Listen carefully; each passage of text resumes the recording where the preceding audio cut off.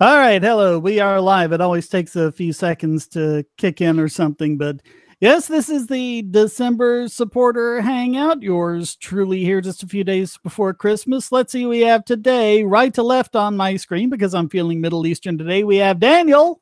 Hi there. Hoplu in the house. Hello. Everyone check out his channel. And Charles, which means that one thing we won't have tonight is dead air.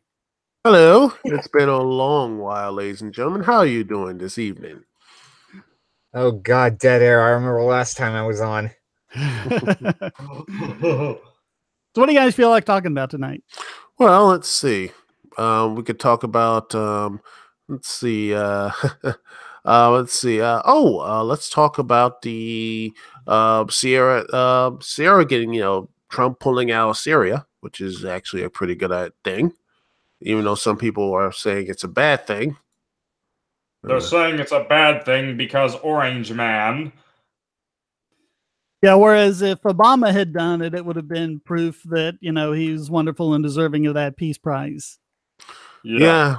And funny enough, if I could just get the link here, if I can find a link in this here, I think there's Nobel Peace. The guy regrets. Let's see. All right. Nobel. Okay, let's see.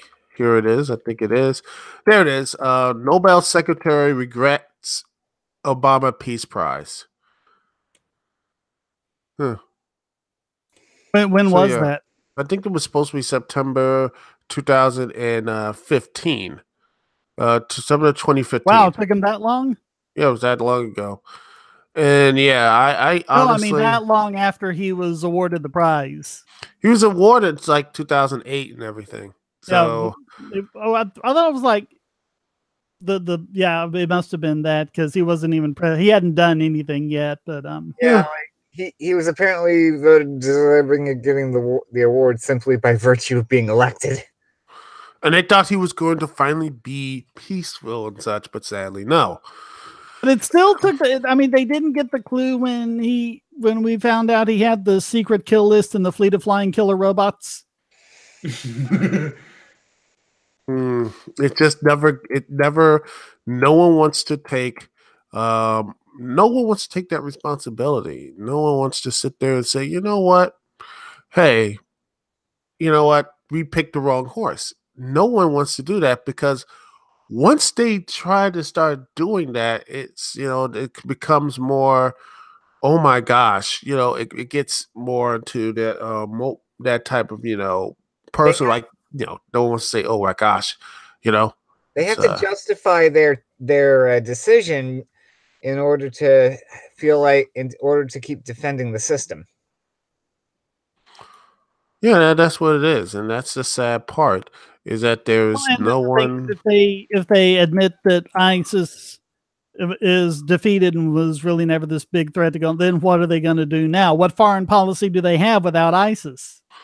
They don't have anything. We have always been at war with Eurasia. That's what it is. That's it's always war. The new books say we were always at war with East Asia, and we always were. And that's the issue of these eternal war. But yeah, it's like, yes, we got one down, but we're still in other countries. We're still, let's see, Yemen. We're still in, I think, in some parts in in Africa. We're still doing stuff in Iraq and Afghanistan. I mean, if Trump wanted to really, give me some, okay, I would vote for Trump if he actually pulled everyone out from there. I would vote for him. Seriously. Yeah, I would. I don't care if it was like, oh my gosh, you're trying. No, that's something, and if he actually did destroy the whole military-industrial complex, all the internal war and everything else that we are so addictive to. I mean, this country is addicted. It is addicted to war. It's addicted to internal to the war and all the profits it's making and such. It's reminded me of that old saying. I think Robert E. Lee said it best. It's a good thing war is so terrible, lest we get fond of it. But sadly, we have Grown fond of it.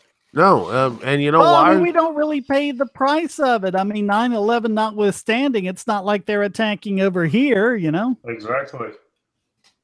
Yeah. Methinks Then then, warmongers will say, like, oh, that's because of us. yeah. Methinks that the next target is without a doubt gonna be Russia. Nah, I think Russia is not going to do anything. They're not going to do much. But yeah, it's to No, me, it's they're- the frustrating part of just it's just the internal war. The internal war has just yeah. And I'm looking at the chat. Hello, everyone. It says, Stan York, like, tell me which nation isn't addicted to war and power. And I honestly, I don't know which one is. It's sadly, that's something in the state itself. It's like they're just addicted to that type of. It's been said many times, many ways. War is the health of the state. Yeah. Yep. And Like, even. It's just with a mixture of Russia finally saying that the dollar can piss off and just all the hostility that American establishment media is displaying towards Russia and a lot of Slavs in general. I can't see it in any other way than Russia basically being the next target for military interventionism, especially when you consider, like, say, Europe. Europe can justify a lot of, like, martial law and crap to basically quote unquote protect against the Russians. Like, I legit see them being the next ISIS, the next target of the warfare state. Well, when you consider that a lot of Ukrainians don't even want us getting in the war on their behalf, you know. Exactly. Whatever. Who cares if they don't want us to get involved? We'll do it anyways because Russia is evil and Orange Man is bad. Yeah, Well, I have to love how, like, how many people, one of the first things they do in regards to Trump is basically try and make a jab at his skin color. And they don't see the irony in there whatsoever.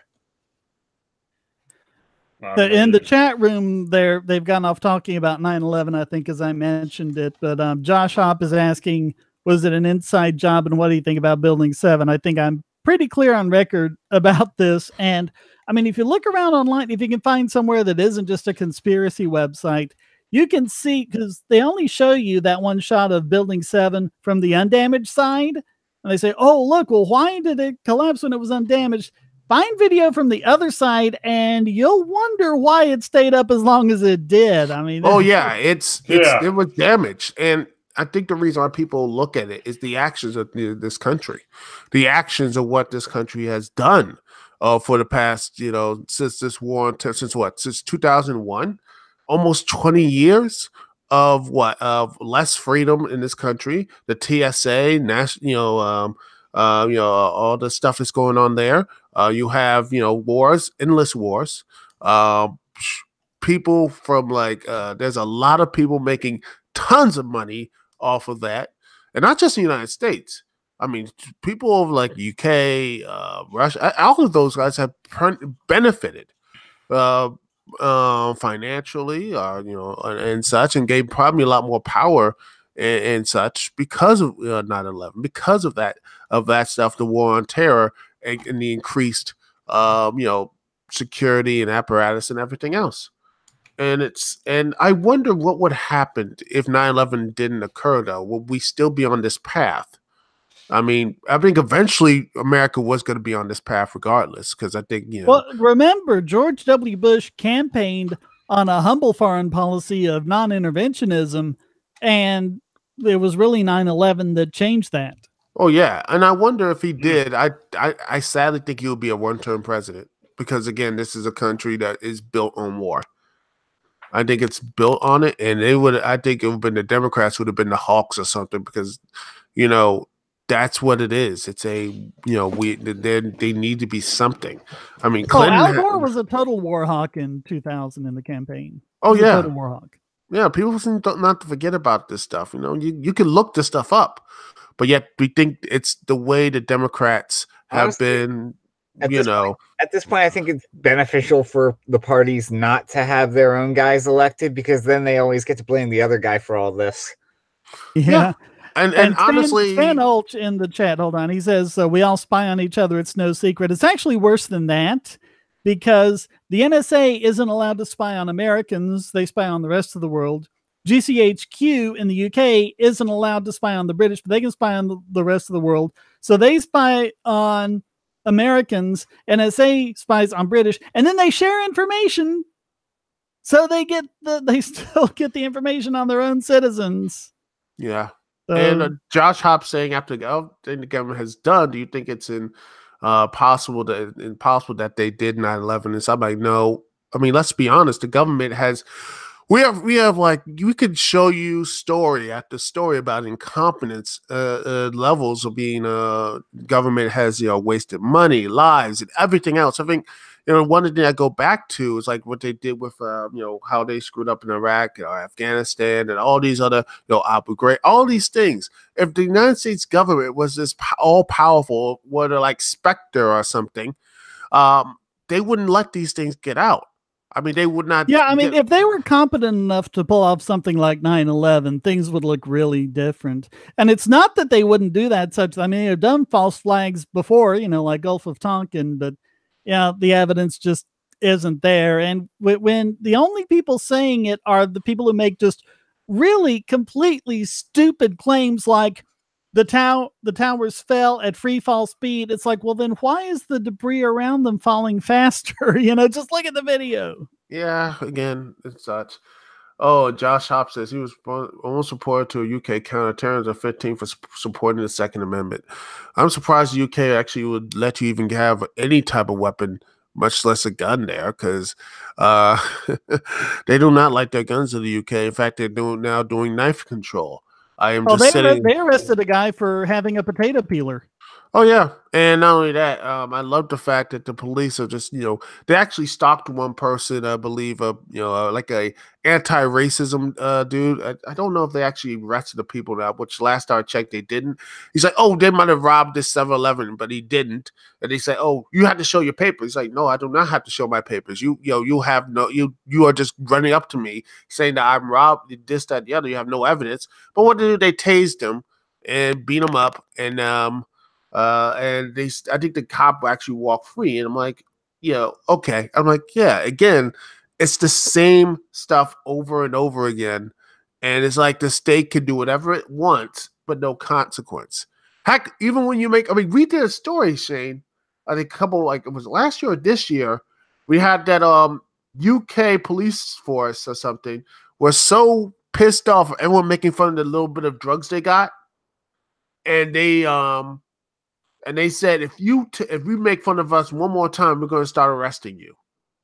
I mean, what does that tell you about how fragile the state is and such? How tough it is, but yet it can take a little bit of humor and such. And I'm like, that's why I'm looking at, I talk to people about this stuff, and they say, even though they are like in government and such, they say, yeah, this is wrong.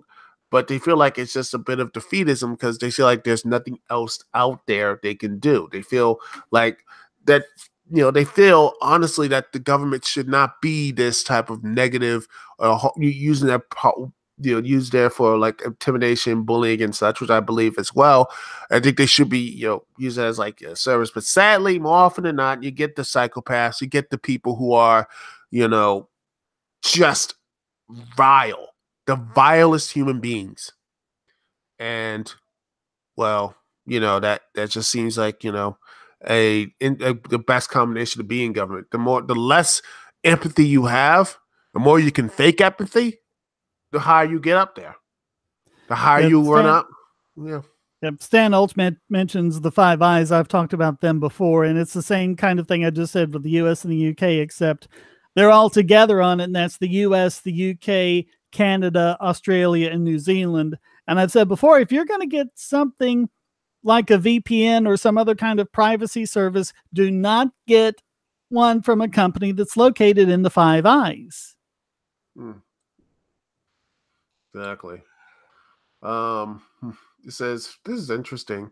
Darius Thurman is like, if communists have a home in the Democratic Party, should libertarians create a home in the Republican Party? I think they tried that with Ron Paul. It didn't work out. They got booted out. Yeah, and look at what happened to the Republican Liberty Caucus. Yeah. Weren't the Republican Liberty Caucus just like moderately libertarian Republicans who tried to... They were trying to just shift it like a tiny bit in our direction. And I mean, do this. Go to like your state or county or something. Go to a Republican Party meeting. I don't mean like a meeting of Republicans where it's just schmoes. I mean actual, the party apparatchik, the official like conventions and things like that. The ones who are the actual decision makers in the state, national, and even your local chapters of the Republican Party. Go and talk to them and see how friendly they are to libertarian ideas. They aren't. That's why you get the whole Rand Paul schizophrenia. That's the thing. And the sad part is he has to be that way to actually be mainstream. And that's the sad part, because if you try to be, that sort of thing, you look as a fool. You look like a person who might make fun of you. Like, oh, this person doesn't know what you're talking about. I'm like, you do realize that all the other stuff there about, corruption and everything was there, but we just see like it's a gentleman's agreement to just say it's okay. It's the way things are. I'm like, wait, you care about this whole, if I talk to people like this, and hopefully, again, there's no dead air when I'm talking here, but it's these same people who want that Star Trek future, that wants to have leaders accountable and all this stuff, but how are you going to get there when you're not holding your leaders accountable now? You don't you care about winning instead of actually holding your leaders accountable, but they don't want to do it. I'm like, you don't want to hold anyone accountable because you just care about winning instead of actually doing the right thing. The right thing does not automatically mean your guy, gal, whoever is going to win. It's about principles. It's about having standards. But yet, again, people just want to, I think the only reason Rand Paul's done some good stuff. I'll give him credit, but I think really the only reason he's so highly regarded on libertarians is because of his father. When I'm looking around at libertarian-friendly Republicans, there's not that much that I agree on with Mitch McConnell, but Mitch McConnell has done a lot of good stuff too, and he's actually done more to move things in a more libertarian direction than Rand Paul has. Yeah. Mm-hmm. Like a lot of these, let's have a political alliance to smash this other team. They always turn out into failures. Like, especially on, say a more, hardcore libertarian circles, outside of, say, on the internet, I don't know if everyone remembers this, but I remember, especially on, the ANCAP subreddit on Reddit, people are saying, let's ally with the alternative right to destroy the left and commies. And it ended as well as you thought it would. I've actually had a decent amount of success allying with certain other groups. I still keep up with Journey, if you guys remember him. Oh yeah. It's again, I always look at the stuff here, and I look at the way the world is looking at right now, and I'm like, it's getting a lot more. People are getting more. They're seeing the emperor with no clothes, and I always love this. Everyone hates the Republican guy in charge, but if a Democrat, they just seem to ease it in. I'm like, it's so easier. They don't want to. It's again, they all want to go back to sleep. Same thing with Bush. I remember every time when Bush was out there, they were saying impeach him. He's horrible. Everything in media and all this stuff. And then when President Obama, who could have done something, guess what he did? Did nothing. And now, guess what? Worse than He did nothing. everything Bush did and worse. Oh yeah, and then now they all looking at him like, man, we need to go back. And now he was really a good. I'm like, what? This is. I'm like, have you not remembered? Did everyone get brain damage during the Obama years or something? Did we not remember what the Bush years were? Well, he got elected. That should be your answer. I'm like, yo. My 2 cents is in the chat. Go check out his channel too. It's great. And he says that's hilarious, seeing as the alt-right is really the alt-left. And well, I mean, it's all identity politics, isn't it? It's really the same thing. Central planning for a nationalist sake is the same as central planning for Marxist sake, for the fact that it is still, in the end, central planning.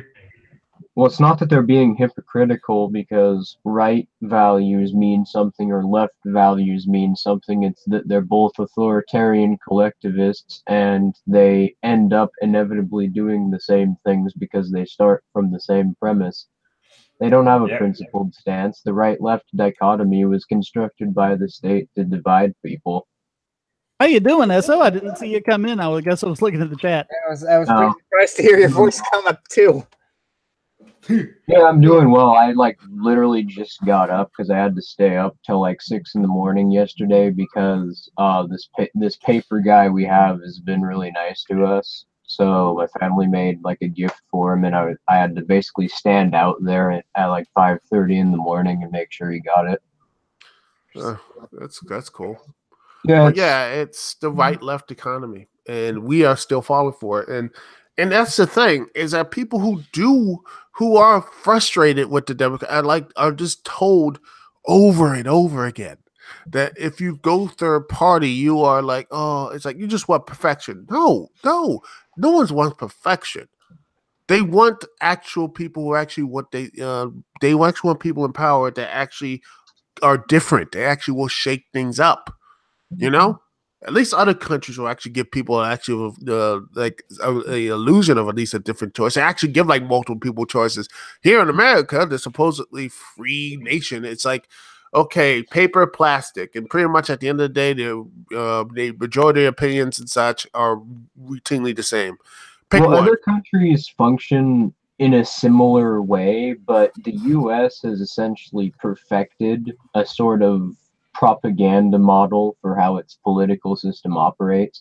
Other countries will simply throw dissenters in jail openly, and the US has done a fair bit of that. If somebody creates an invention that the state doesn't like, they'll have their assets forcefully confiscated and you might never hear of that person again. But what has happened over here is the media and the politicians like to try and degrade all philosophical debate around simply who's in charge and what they're doing, whether or not you agree or disagree with it. So essentially the debate of ideas does not exist, and the only mainstream discussion is, do you support what's going on in the government right now? Yes or no? And anything outside of that is disregarded. Whereas the orange man 2 cents follows up. My point is that the alt-right supports most of the same policies of Bernie Sanders. They just add the racial purity element to it. Well, the alt-right wants to oppress everyone who isn't white. The alt-left wants to oppress everyone who is white. Well, I mean, it depends on what part of the alt-right you're talking about. I mean, Richard Spencer openly praises Karl Marx and advocates for a universal healthcare system. And then you get the Strasserists, who are, just another element of the Nazi party, and they're the socialist element, so-called. I mean, it's all socialist, but... Well, and a whole bunch of them are advocating universal basic income. Yeah, so... I've been making fun of Nick Fuentes on fucking Twitter because he's spewing a bunch of the normie anti-capitalist crap because he hates it so much because apparently he didn't get the V-Bucks he wanted for Christmas. It is. It's always this stuff. It's a lot of emotion. They believe, and the thing is, when I look and talk to people who were a part of it or did all that other stuff, I think the reason why is because they see what's going on. They think that the racial purity will help. It won't, because again, Just give enough time to gonna find the other will be peering up his head again. They will say it's Irish or France or anything else. It's their own history, European history. I love the fact that all of them are like, oh, the white people all got along with European history. Like, did you not read a book? Actually, Did you not actually know anything about your own, like, supposedly the history you're fetishizing? Actually, Iso, didn't you and like Tanner and Journey all get in all do a debate about this recently? Yeah, we did. I think it would depend on who's watching, but by the end, ANCAP, Nick, and Tanner didn't really seem that they had any sort of justification for their position. At least from my perspective, like they were sort of trying to go in circles about the border thing, the border argument. By the way, do you guys, Shane, do you mind if we plug that debate? Which debate? Oh, Esso did a debate with Journey and Tanner Croson and a few others recently on the immigration issue. Okay, sure, yeah. Hold on.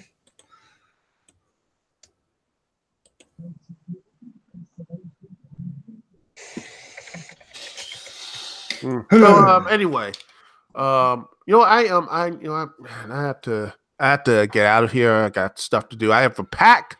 I have all this other stuff I have to do, and it's great talking to you guys because you guys are great, and I love Great talking to you. And everyone else. It's been nice talking to everybody, and hope to see y'all again soon. Peace. Merry Christmas, Charlie. Yeah, Back at to y'all, and hopefully you have a great Christmas and a happy New Year and all that good stuff. Talk to y'all later. Peace. And yes, I'm an atheist who says Merry Christmas. Deal with it. You don't need to. Jeez. Well, anyway, I was actually just about to finish up. I don't know if you care whether or not I plug this video, but it's probably going to be my last like full length video for the year because I'm starting to get burnt out on uploading. But I'm doing a response to Noam Chomsky. What do you think of that, Shane? Oh, that'd be awesome. Yeah, I noticed you haven't done a response to him, and a bunch of people have been asking you to, so I figured, you know what? I think I'll go ahead and do that.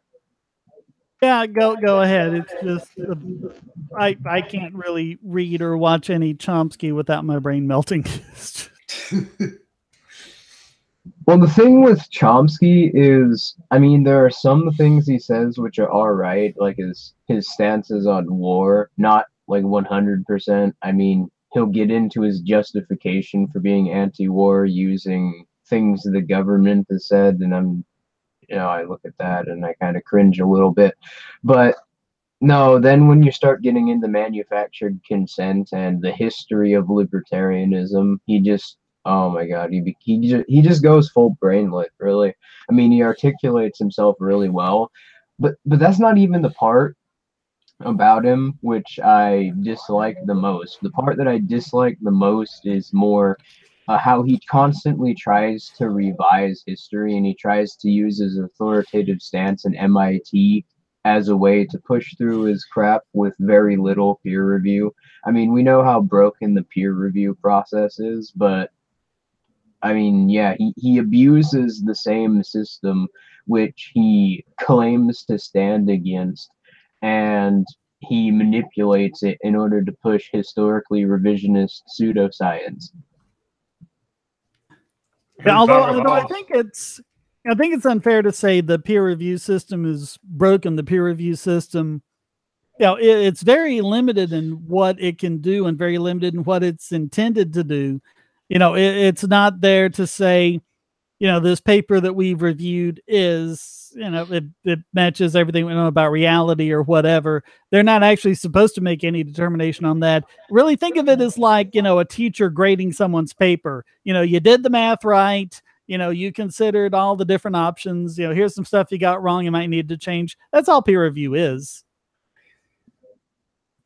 The problem with it, I mean, the system itself isn't necessarily bad. It's just the manner in which it's currently constructed, where state-run institutions are essentially the ultimate arbiters of whether or not something gets graded. It gets graded by somebody who they choose under the circumstances which they choose, and anything can pass or anything can fail regardless of whether or not it's scientific.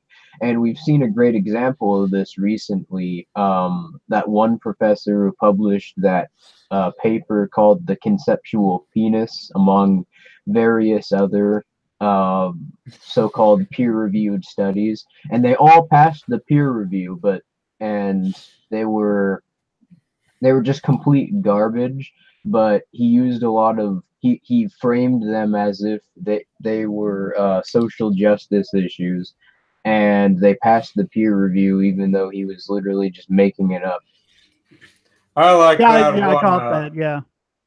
I Although I think those things are more about the editors than the peer review. The referees, when they peer review a paper, they actually have no power whatsoever. They're just giving feedback. It's the editor that makes all the decisions. Well, I mean, regardless, the point is that there's very little. I mean, if you actually boil down how the peer review process works, there's very little scientific merit to it. It's essentially just if the state likes it and whoever the state chooses likes it, then it passes. Yeah. They're talking about Santa in the chat room. I saw a cute thing the other day. It was, the song, Santa's watching you and all that. It's, he sees you when you're sleeping. He knows when you're awake. He knows when you've been bad or good. He's making a list, checking it twice, gonna go out, gonna find out who's naughty or nice. Santa Claus is in serious violation of GDPR. Did you see that? Have you been following? I haven't really, but have any of you been following that story that Santa needs to become gender fluid, apparently, according to some groups? They do That's a new realize, one on me. They do realize Saint Nicholas was a distinct historical identity, correct? They probably don't know that. I'm just trying to remember, like, was he from Turkey or Germany? I've heard two different accounts, but yeah. He was more up in Scandinavia, wasn't he? Yeah, I don't know. I mean, don't get us wrong. Santa Claus, like the fictional character, is fiction, but Santa Claus is based on someone who actually was alive. So yeah, Saint Nicholas, which is what Santa Claus means. It's, I think, a Spanish derivation of it or something. So Santa is Saint and Nicholas becomes Claus. Yep. But yeah, I've been watching that and kind of cringing, but at the same time, that's really all that both the mainstream and alternative media outlets are talking about right now. And there are some important things going on, like what's happening with the market and France about to use chemical weapons on the yellow vests. Oh God. Not even tear gas, like actual, like the stuff the military would use that violates the Geneva Convention. Like, have you been following the Yellow Vest riots, Shane? Hang on just one second. I think it was Esso who said this. You were right. St. Nicholas of Myra, also Nicholas of Bari, was an early Christian bishop of the ancient Greek city of Myra in Asia Minor, modern-day Demir, Turkey, during the time of the Roman Empire. So yeah. Santa's from Turkey. How about that? And we eat turkey on Christmas. See, it all links together. Well, it's just because we want to get rid of the leftovers from Thanksgiving, I would imagine. That's like a month-old leftovers. Plus, that's only in America. Yeah. But anyways, so have you been following like the Yellow Vest riots that have been happening in not just France but all over Europe? Like I heard one of the prime ministers, like in Belgium maybe, actually caved and stepped down. I've kind of caught some stories on that, but I haven't really looked into it that extensively. Yeah, basically, it's just a gas tax that Macaroni was going to impose in France had basically spiraled into every single grievance the population has with him. And it's now starting to spread into the rest of Europe. And yeah. Oh, here's why I was thinking it was more Northern European thing. St. Nicholas became Santa Claus because it came through the Dutch Sinterklaas. And he was based on St. Nicholas, but that's where a lot of stuff like dressed in red and the long white beard and all that comes from. And a lot of it's actually taken from Odin, I think, really. Actually, the Dresden Files really seizes on this if you've read the books. Santa Claus and Odin are technically the same character in the books. That's kind of the beauty of culture. It makes all this wacky stuff happen, and it's amazing. What's better is that it's all spontaneous. Yeah, but like stuff like the Santa's reindeer, correspond to Odin's 8-legged horse or whatever that was. Yeah, there's all these parallels. Or, of course, a lot of it's a mix of mythology and marketing. Yeah. Hey, what's the difference between mythology and marketing? Mythology is just successful marketing. It's really successful. Yes, it is. It legit is. Yeah, it's marketing that's fun, and that's why it catches on for as long as it does. But anyway, Shane, have you heard what happened to Tim C. May recently? I don't know if you know who that is, but the author of the Crypto Anarchist Manifesto. No, I'm not familiar with that. Oh, he died. Yeah, I mean, that's sort of the end, but there's a very suspicious circumstance surrounding his death because the media, around him, announced that he died of natural causes, but that was before an autopsy was actually performed. That was the moment he died. They just said natural causes. In essence, we can't tell which disease killed him. Well, and a lot of times they'll give a preliminary thing like that even before the autopsy. I don't know. Just found that really strange, but whatever. I don't know. You see a lot of stuff like this in the Clinton body count and stuff like that, where it's this is suspicious circumstances, and you look into it. Sorry, my mute button's going crazy. You look into it, and you see a suspicious circumstance is an autopsy where they didn't find anything. Well, how is that suspicious? That happens a lot. An autopsy is not magic. It can't tell you everything. You're just cutting a guy open and poking around trying to see what you can find. I mean, I don't want to make light of it. They're really, intelligent and knowledgeable, but I mean, there's a lot of times people die. They don't know why. My daughter lost her best friend, a few years ago. He was 12 years old. He just went to sleep one day, didn't wake up the next, and nothing showed up on the autopsy. So no one really knows how he died, but that happens all the time. People just die sometimes and nothing really shows up. Yeah, well, I mean, then there are some times where they don't do an autopsy, and then there are times where the autopsy says that he committed suicide, and the autopsy shows that he had a gunshot wound enter the back of his neck. Like in the case of that Seth Rich guy from 2016, but yeah, that one I'll grant you does seem suspicious. Even looking at it with a skeptical eye, it's I'd like a few questions answered about that one. Right. Or the case where someone fell down an elevator on top of bullets, which killed him. Mystery Men, I love that movie.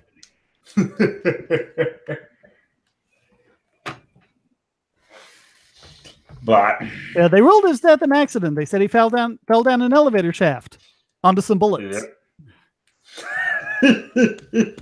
Janine Garofalo is completely crazy, but man, is she one talented actress. Oh, yeah.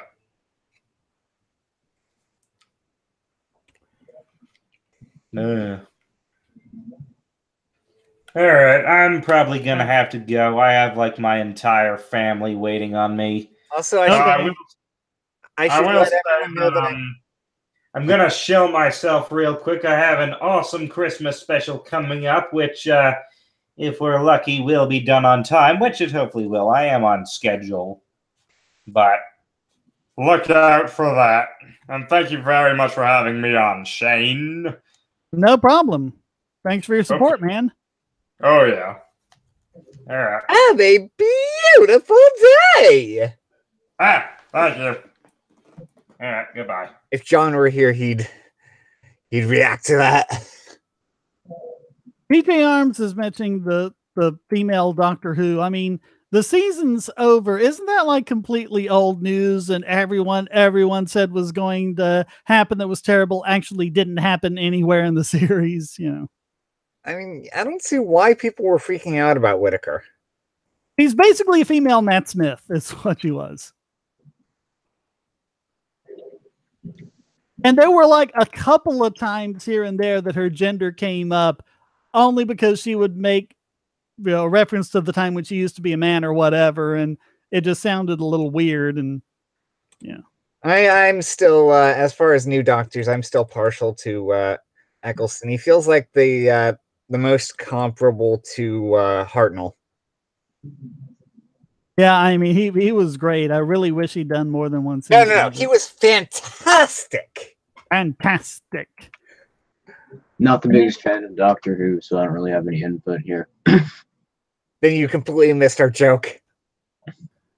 Yeah, I mean, everyone was, I even forget what it was they were saying, but they were going to use it to, you know, preach on all sorts of, you know, social justice issues or something like that. The issues they did preach on were pretty mild, like segregation's bad. Oh yeah, they really went out on a limb on that one with the Rosa Parks episode, which I thought was really good, except for the villain. The villain was useless. Admittedly, also, just to plug an old sitcom I really enjoy,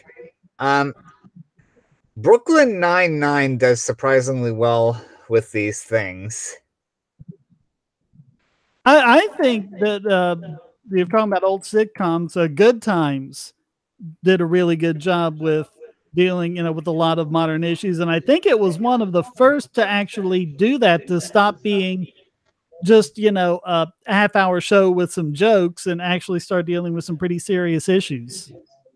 The thing is, like, they have one character who is a gay black police officer, and it's not something that's incidental to his character, but it's not something that is the only thing you can use to describe his character.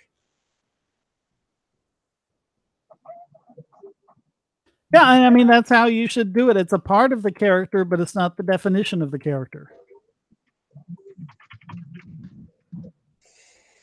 But like Good Times was about a black family in the housing projects in Chicago.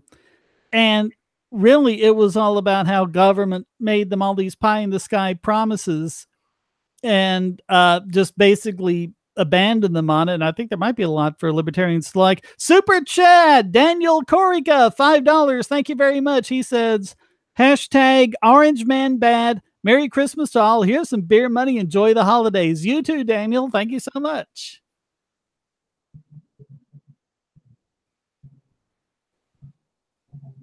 What an odd name. Well, that would be interesting. Christmas in a family like the Trumps.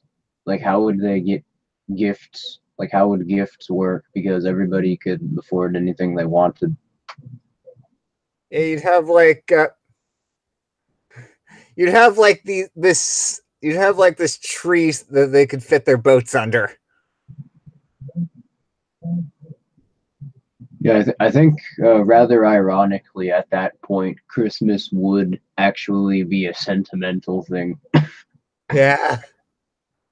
DJ Arm says this season of Doctor Who was really downhill. I don't know. It didn't have any great episodes like the Zygon two-parter, but at the same point, it didn't have any cheese eaters like kill the moon either. So I don't know. You take the rough with the smooth, I guess. It wasn't a standout season, but there wasn't anything that I felt I had to. Hey, Karl Marx just gave me $1.99 and said communism is the answer as he participated in a capitalist system. Thank you, Karl.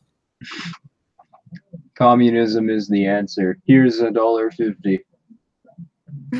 Communism is the answer. What's the question? Name something that doesn't work.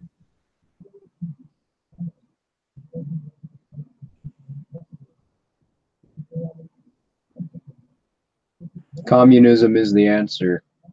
How do you lose 150 pounds in not even a year? Yeah. This is like That's the second year in a row. Second year in a row, Venezuelans have lost an average of 20 pounds. Yeah, have you seen what's going on over there with cryptocurrency recently?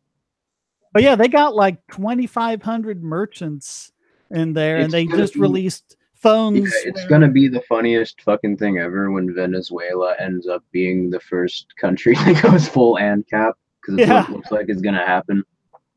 But I mean, they just released like phones with Dash wallets built in, and they've got another system where even if you don't have a smartphone, you can still send it by texting. And they're doing all sorts of innovations down there just because the government has run the Bolivar into the ground. It's not even the Bolivar Fuerte anymore. I forget what the Spanish word is, but it's something like the Super Bolivar or something like that, whatever the Spanish version of that is. And I think they've chopped another 4 zeros off the end or something like that. And yeah, the World Bank says they're on track this year to have 1,000,000% inflation. I think they already hit that mark earlier this week. Yeah, maybe. Yeah, I remember reading about that.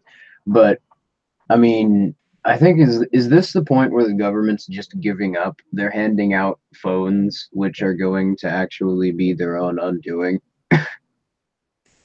because they can't trade in bolivars anymore. Well, because they're trying to introduce their own cryptocurrency, the Petro, which everyone has ever looked at it says is A, a scam, and B, incredibly badly designed. So. Well, of course, because the only way that a quote-unquote cryptocurrency would ever be able to be centralized and controlled by the state is if it didn't have a blockchain. And having a blockchain is a very important feature for self-regulation in a cryptocurrency. That's sort of why they work. You know, that's the reason they don't have the double spending problem, and they're able to actually create new currency by mining the blocks. Well, I think that's it, because I think it would still have a blockchain for all of the transactions, which are nice and public and they can trace and everything. But I think it's just the creation of the coin. It's still going to be government creating the petros. Supposedly each petro is, you know, a certain amount of oil. How do you verify that? It's kind of like back when, you know, there was the gold standard and governments were printing all this money, and people went to go and turn in their money for gold, and government basically said, what gold? You know. That was why FDR had to make it illegal in 1933.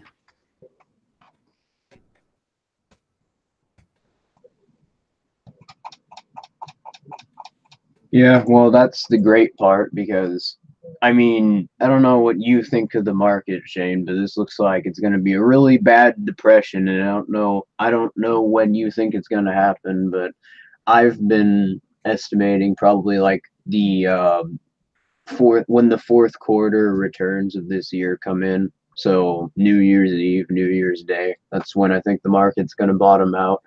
But yeah, I think that cryptocurrency existing this time is going to make a big difference, and it's for that exact reason, because when people trading around the state becomes a big enough problem for them, they're not going to be able to just confiscate everyone's assets like Roosevelt did during the Great Depression.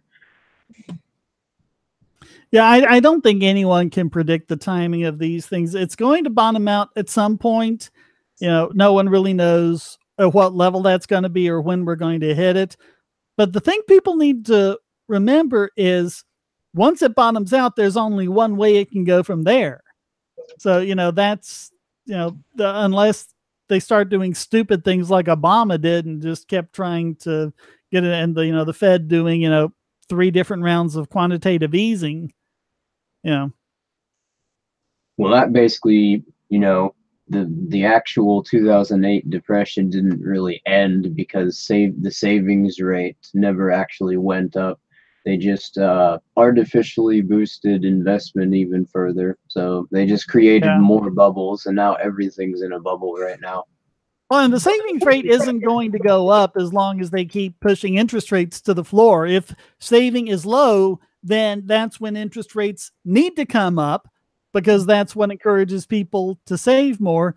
But that's exactly what government doesn't want, because when interest rates go up, it affects the bond market. And right. Well, that's my point. That's the thing. The government's not really going to be able to do anything other than basically what they did in 2008. And I just don't see how that's going to work for them, because you've got all these countries which are either rejecting the US dollar right now outright, like Russia did not that long ago, or you've got them at the point where they're about to start rejecting the US dollar, and that's going to seriously hit our currency. And the Fed predictably is going to try and manipulate interest rates once the market bottoms out, in which case that's just going to make the purchasing power of the dollar even less than it already is. So I think that at this, and with the $21-22 trillion in debt the dollar's in, I just don't see how it's not going to default this time. Another $5 from Daniel Corica. Thank you very much. What are your feelings on marijuana legalization? How about all drugs being legalized? Yeah, legalize it all. Prohibition doesn't work. What an odd name, Daniel. Yeah, it makes him sound kind of dumb, doesn't it? Yeah, it really does. Hey, you just saved $5. This is like 10 years ago, I was making videos against the war on drugs, and there was this one guy, I forget who it was, I think he was with the Drug Policy Alliance, had a really good point, because people are saying legalize marijuana because it's safe. He was saying, if you have dangerous drugs like heroin and cocaine, that's a better reason to legalize it, because the last thing you want to do with a dangerous substance is put all of the decisions about its manufacturing and sale into the hands of a criminal black market.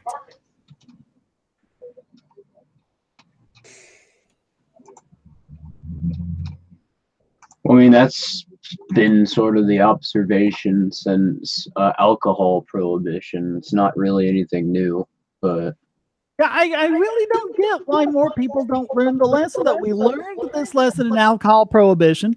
It didn't work with alcohol. It's not working with marijuana or heroin. It's not going to work with guns, and it's not going to work with immigrants. Prohibition doesn't work. Did you see what happened with bump stocks yesterday? When I first heard this, I was like laughing out loud, actually. So I'm sure you saw Trump banned bump stocks on a federal level. Yeah. And not even an hour after he announced that, there were already GitHub depositories for 3D blueprints for how to print bump stocks. It's not even that difficult. No, it's not. I just think that's freaking hilarious. Take a stick and tape it a certain way, or bend a coat hanger or something. You make your own bump stock. I'm getting an echo from someone.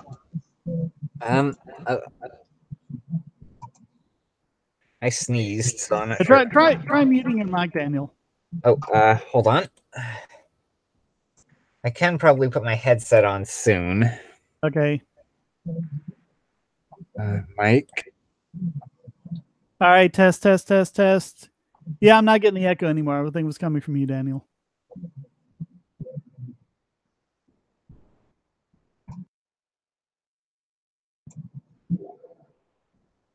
Yeah, the bump stock thing is it is a hunk of plastic. I mean, how difficult is that? No, I understand it's not difficult to make. I think it's really hilarious that happens. And it really shows that's sort of the mentality that people are at this point, where if the government tries to actually ban a gun accessory, people are just going to start printing them. I think that sort of started with Defense Distributed, and they saw how absolutely powerless the government was to stop it. Yeah, you can the exact material, like you could probably, bump stocks are probably already made of the exact stuff that you can 3D print now. Yeah, I mean, they're just plastic, and it's amazing because, you know, everyone's just following for the myths of the news media, hook, line, and sinker, when they're saying that, you know, a bump stock is a way of turning a semi-automatic into getting a lot of noise from your end, Daniel. Oh, sorry, I was trying to adjust my mic. All right, might want to mute your mic while you do that. But they were saying, like, you know, a bump stock is a way of turning a semi-automatic into fully automatic. No, it doesn't. It just helps you pull the trigger a little faster is all. Well, I mean, I don't really see how they could even ban that, because as you mentioned, you could use anything as a bump stock. So, I mean, your finger is a bump stock.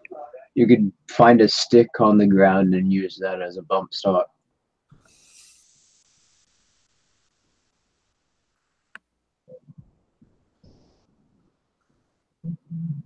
Trying to catch up with the chat here.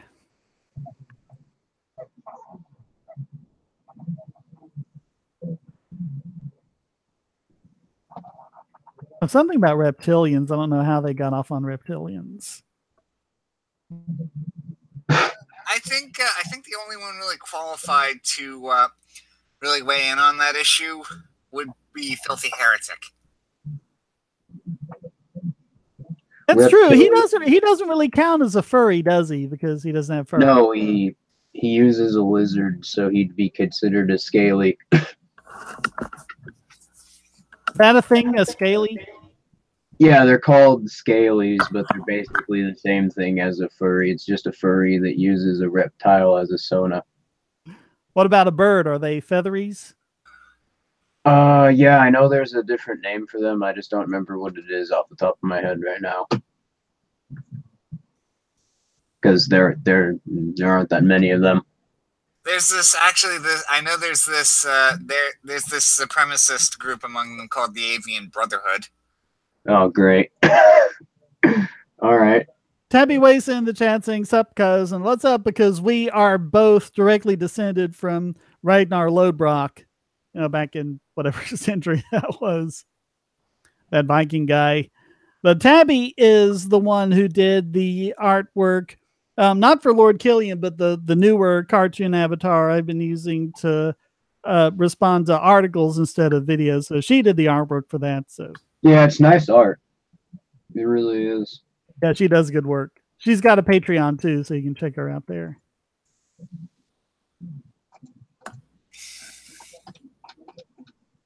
It kind of reminds me of Dave Cullen a little bit, except you're not, you know, you're actually like 100% on the mark, whereas Dave Cullen's maybe like 70-75% on the mark.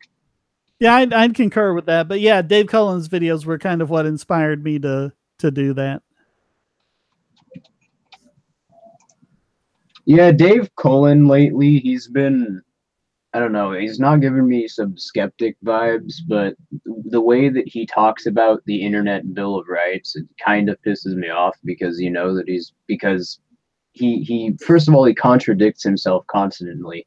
He says that we need to decentralize the internet in order to solve the solution, but then he'll immediately turn around and say that we need to regulate the internet in order to solve the problem. So yeah, that was like Sargon released a video recently where he said that he was a classical liberal in the tradition of John Locke, but then said we needed an Internet Bill of Rights. It's like, I think you need to pick up again. Actually, I've been looking into some of these things, some related topics lately, and like, am I the only one who thinks governments are show classic symptoms of being codependents? Maybe. Karl Marx again, $1.99. I'm here for your means of production. So take it if you can, Carl. It's gonna be hard to obtain means of production when you keep giving away all your capital. This has always puzzled me because they keep saying that, like, oh, well, you know, capitalists seize the means of production and we need to seize it back from the capitalists. Where do they think the means of production came from to begin with? You know, do they think that factories were just kind of laying around there and then, you know, some bald guy with a monocle said, yes, I'll take over that and oppress the workers and they need to, you know, where do factories come from? Where do, you know, offices come from? In the way that they talk about it, the ground. the way that they talk about the means of production, it's as if they think that factories are just sort of a single product. Like there's a factory and it produces factories and people buy factories. No, a factory is, well, I mean, I'm sure I don't need to explain it to you, but it's a variety of different commodities which are utilized together in order to create products.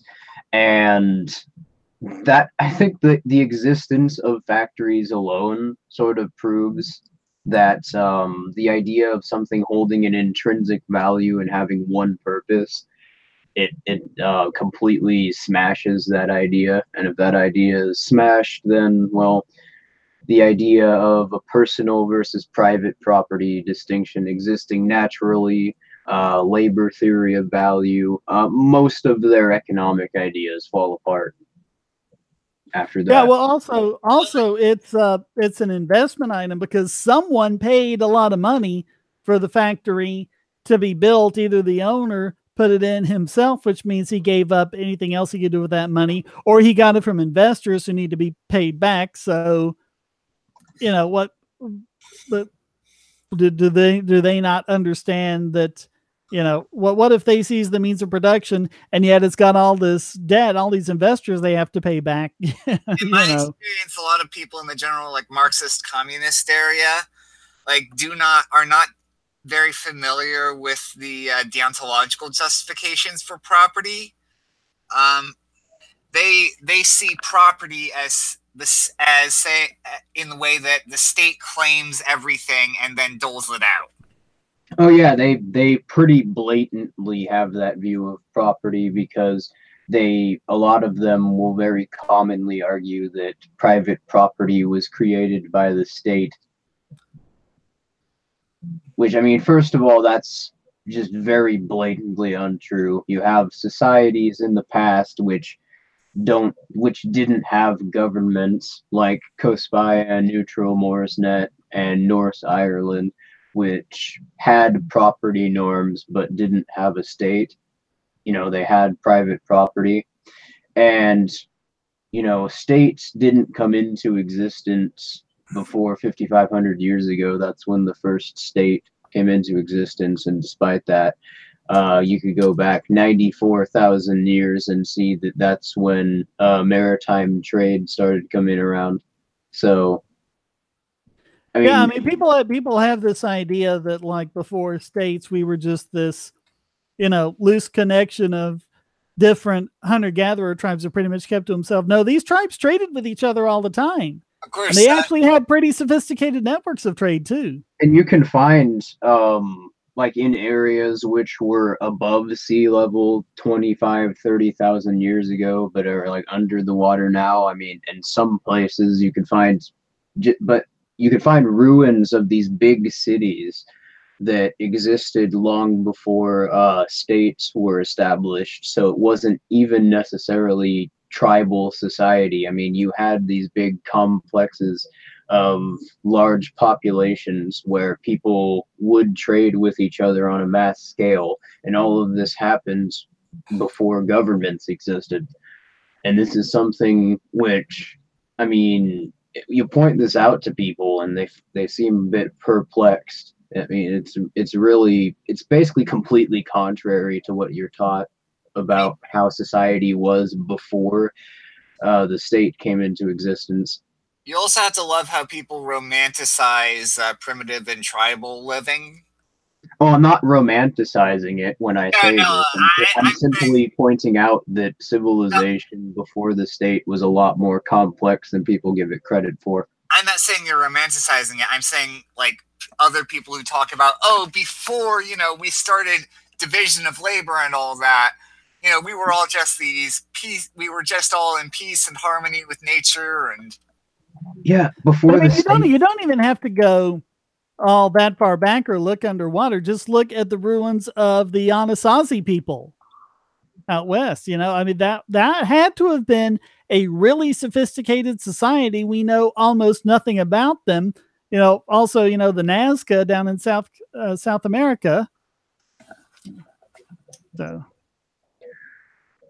well, what I was getting to is the fact that a market, you know, that you had maritime trade 94,000 years ago implies the existence of a market. And if you have a market, you have trade. And if you have trade, you have a division of labor. So I mean, I'm sure that if you go back far enough when there were like maybe groups of 10, 20 people on Earth, you might not have had a division of trade, but of labor. But no, once you got, you know, to a couple thousand people, I'm sure people immediately started looking at each other and thinking, hey, you have things that I want, but I have things you want that I don't really care about. I mean, would you like to trade? I'm sure that started from the beginning. We just don't have documentation of it. Well, and like within the tribe, if you've got a tribe of, you know, 100 people or so, you know, you can run that as a gift economy and you don't really have to keep track because everyone knows everyone else and, you know, it's a small community. But when those tribes traded with each other, you know, and a lot of times that may have been their one and only interaction with the tribe. So, you know, what steps do you take to make sure that you're trading fairly and stuff like that? They had to have had some sophisticated concept of that in order to do a lot of the things they were doing. I mean, the whole hunter-gatherer society angle, I mean, when you take this into consideration, it seems like that modern historians just sort of made that up. There were not two roles people were playing. There was very clearly a large, well-organized market. There were large concentrations of people that existed together, and there were specialities which people fit into. I think a lot of it depends on where in the world you are, because, you know, a lot of places like that would be places where you can pretty much get food year round. But if you've got a place where you're having to, you know, run away from, you know, annual desertification and things like that, where you couldn't do that, you know, you have the smaller tribes, but they were still interacting with each other. And then they were still doing, I mean, we probably wouldn't have been able to survive as a species without being able to trade with each other on that level. I'm inviting Atomic in, by the way, so hopefully he'll be here in a minute. All right. Yeah, he was like a week or so ago, he was in my server talking about this stateless society that apparently existed in New Guinea from like the 50s to the 70s. Maybe he could expand upon that. I haven't done much research into it, so I'm not going to bring it up. But from what he was describing, it's something I hadn't heard of before. It was pretty fascinating. Well, and then there was stateless Ireland for like 2,000 years or something like that. Yeah, I mentioned that earlier. Norse Ireland was a stateless society and it had property norms. And it took the British, with one of the biggest armies in the world, something like 400 years to conquer it. They started in 800 AD and they finally actually conquered them in 1650. So, yeah, it was wow, closer so more like to 800. it. Yeah. But yeah, it's a really annoying thing that historical revisionists will try and do when talking about ancient Ireland is they'll point to very slim areas where England tried to declare that there was a a king or a governor of that region and say, no, see, there were governments in this region, but the fact of the matter is that England didn't actually, people didn't actually follow the law that England tried to establish. They just sort of declared that they had jurisdiction over that area, but nobody listens to them. And on top of that, while that was happening, there were other areas of Ireland where England hadn't attempted to declare jurisdiction yet, so that sort of proves that that's all that was. That was just an attempt to curb that specific area of Ireland. And fact of the matter is, it was working business as usual. It's just that England was sort of being annoying and trying to declare that they had governance over that region. And if they actually tried to come over a couple of times, the people that were living in Ireland would push them out. Hey, Atomic, glad you could join us. Hey, man, how you been? Pretty good. Besides the government indoctrination. But Yeah, all in all, pretty Well, good. you got a small break from that now, so. Yeah, you were telling us all in my server the other day about what they're trying to teach you about politics. You should mention that here. Okay. About 2 days ago, we were learning about. We were just preparing for the social studies SCA when the idea of the social contract theory came up. Now, what's funny about that is, as soon as they start talking about the social contract theory, you have all of the substitutes that kind of hover around everyone, and you can tell they're looking for phones because, they're looking into every kid's lap to see if they have a phone. Sometimes they'll look at their backpack a little, but that's what they do. We were trying to figure out how to record that the other day, but that's the problem with me being so open about my opinions. I can't. They always want to hover around me. So that's pretty Hey, much you it. make yourself a target when you do that. Yeah. Yeah, I did. I know the feeling. I was the same way in school. That's my one mistake in school. I made myself a target. Okay, Jesus. I can't wait to get a freaking better mic. Well, I mean, I understand if you're not outspoken about your beliefs and make yourself a target, so to speak, then they'll just attempt, they'll treat you like you're easy. Yeah. Like they indoctrinate you really quickly. And it's frustrating to have that happen, I'm sure. But if you don't say anything, you probably would have been able to document it. I still remember. Yes, probably. I still remember this experience I had in elementary school, where we were all tasked with drawing an American flag, and I thought it would just be the funniest thing if I drew it as a pair of underwear. Oh my God!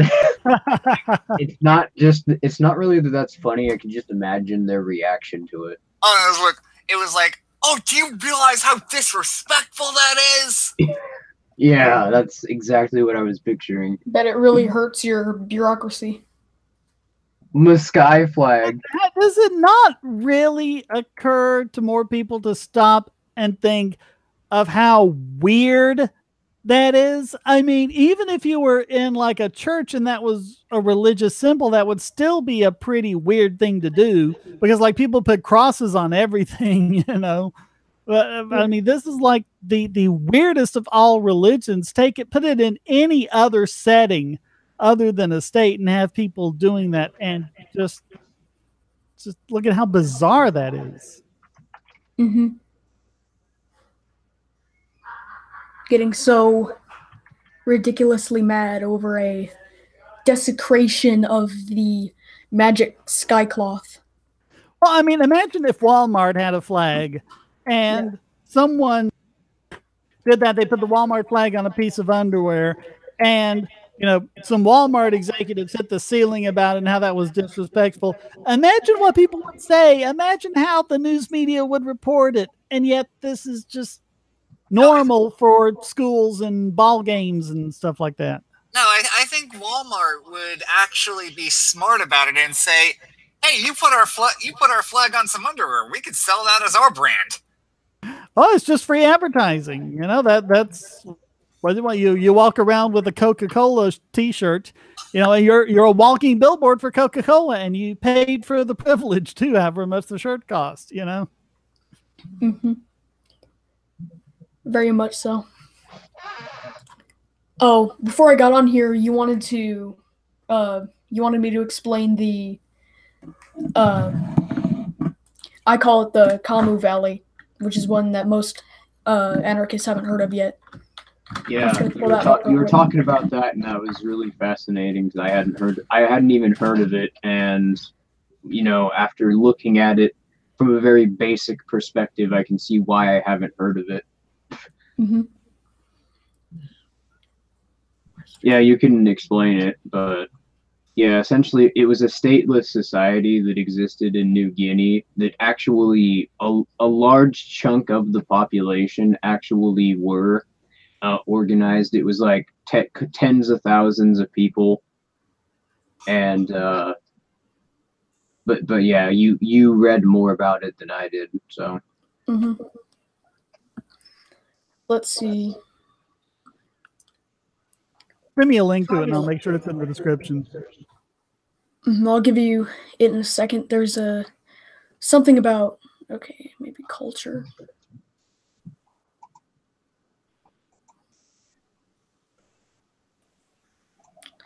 I'm pretty sure I'm on the wrong website. Okay, this is going to take me a little while. I have to go to my own YouTube video where I have a link on it, which explains it. Okay. It's also by a more trustworthy source, so, you know, not Wikipedia. And it's Abandon's in the chat. Someone else we haven't seen in a while. Hey, it's a. So what? Who is it? Yeah, it's Abandon's. He's that. It's Abandon's. He's joined the Hangout a couple of times in the past. Yeah, I remember because Itza and I used to be in the old Great Hall together. Man, I haven't posted in a month.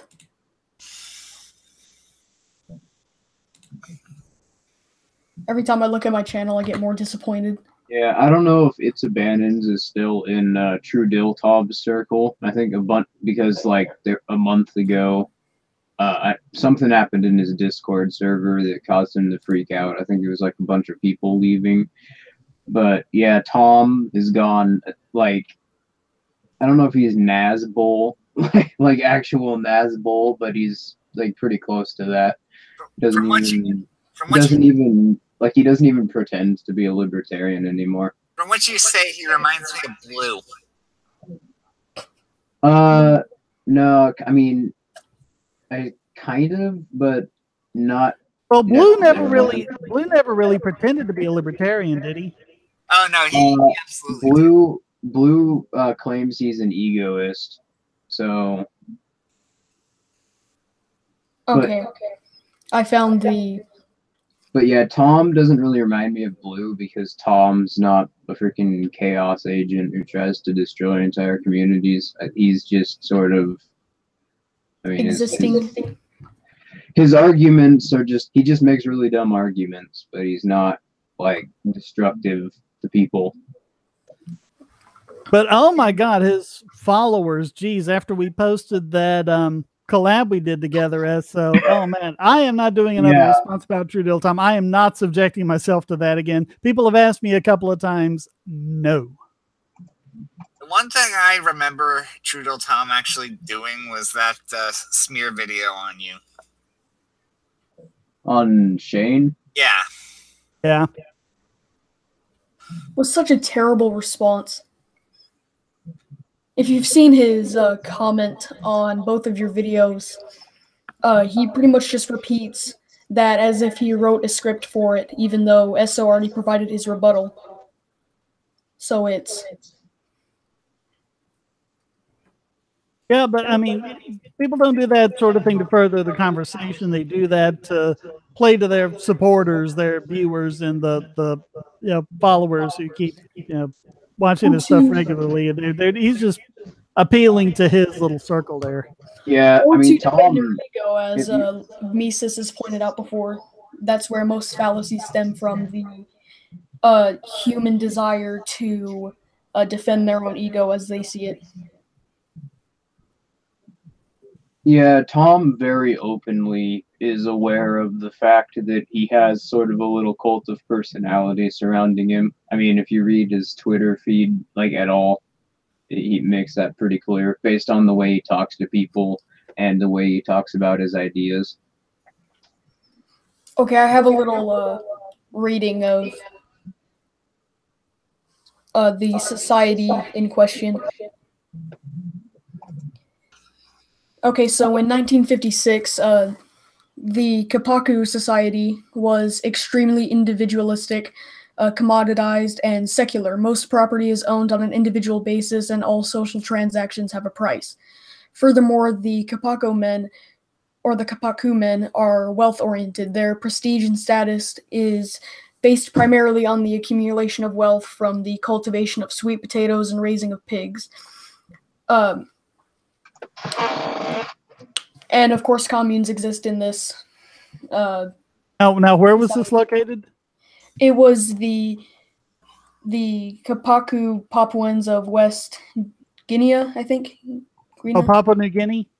New Guinea, yes. That's that island. I think it's above Australia. Mm-hmm. I think I did hear something about that, actually. Yeah, I think I read something back a while, which it isn't in this publication, but I read another fact about it, which was that almost everything was privately owned, including family dinners. And in fact, it was also culturally acceptable to own entire forests. Like, there have been cases of 11-year-old children owning their own areas of forest. So.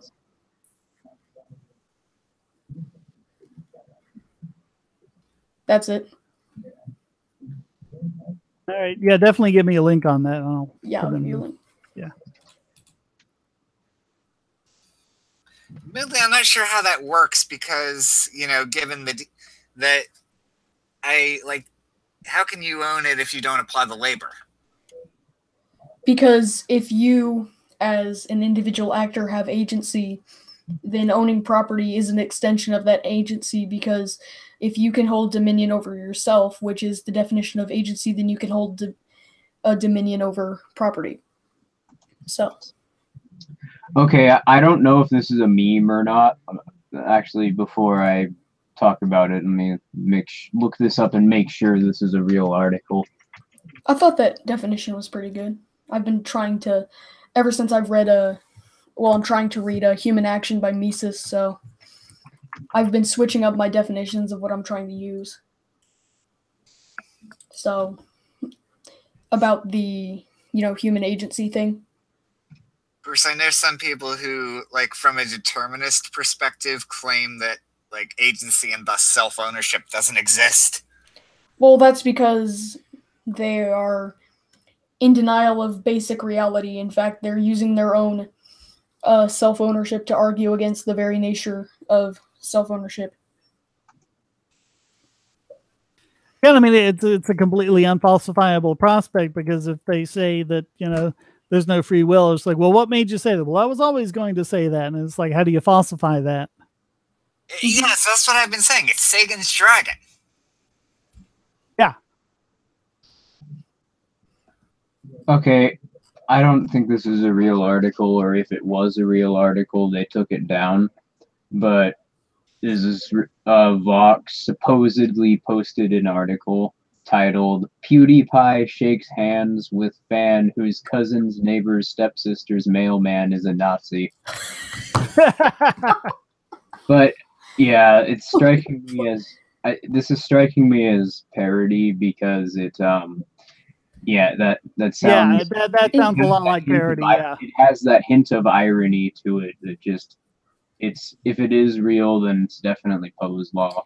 I saw a tweet the other day which was at PewDiePie. It was a BuzzFeed post, it was not a BuzzFeed post, but a BuzzFeed journalist who found a picture of him playing a VR version of Counter-Strike Global Offensive, and he was laughing at some guy who had a profile picture of the Happy Merchant Jewish joke meme. And then they tried to play it off like he was anti-Semitic for this reason. Wow. They really hate PewDiePie. I wonder what would happen if he became a crypto rigorist. Oh, if he became a crypto anarchist, they'd lose their minds. I don't think he's going to, though. If he does, the world will officially, I don't know. I imagine something weird's going to happen. I think along with the stuff that's going on in Venezuela and other countries, they're setting up the systems that once those are in place, it will be easier to implement elsewhere, which means it wouldn't take as big of a disaster. So I can foresee a day where that happens and more we start using crypto, and then that day they turn around and claim that it was part of their philosophy all along. No, I think more than likely they'll start off once the crypto market becomes mainstream in a lot of the bigger countries. I mean, it's already huge in China, Russia, and the US, but I mean, it's bigger in countries like Brazil and Venezuela that don't really have a whole lot of economic freedom. But it recently overtook MasterCard in daily transactions, and the daily transactions are only increasing. So I think that once it actually does start becoming more commonly used than the dollar, for example, or the euro, which is slowly happening, and after this next market crash, I think that'll only make it even easier. We've seen definitively that when investors become uncertain, they buy crypto because they see crypto as being a more stable asset. But I think how they'll start talking about counter economists, crypto anarchists, and ANCAPs, because at this point ANCAPs will be mainstream. They'll start talking about it like they're terrorists, and they already are. Yeah, they already are, but that rhetoric's going to amplify. They're going to start doing what they're doing right now with those false flag hate speech incidences at college campuses. They're going to start planting. They're probably going to start planting government agents and start staging busts and claim that those people were caught in a child sex ring or something, and they'll claim that but yeah, after the state's gone, or in the days where the state's dwindling, where its influence is dying, where it's becoming self-evident that they can't collect enough funds to even keep the lights on at their offices, they're going to start essentially pretending that they were in on it in the first place.